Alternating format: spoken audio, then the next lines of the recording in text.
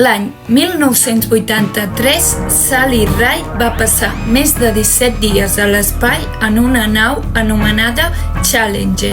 Formava part de la NASA i va ser la primera dona astronauta americana. La qüestió és que en un moment determinat ella s'estava preparant per sortir a l'espai en un viatge de 6 dies. I mentre preparava la motxilla va veure que els seus companys li havien posat 100 tampons al necesser. 100 tampons per un viatge de 6 dies! És que de veritat, treballes a la NASA i no tens ni idea del període menstrual femení? 100 tampons entre 12 mesos surten 8 tampons al mes. Hi ha noies que amb 100 tampons gairebé tirarien un any sencer de regles. Feu-vos un favor i apreneu coses sobre el cos femení.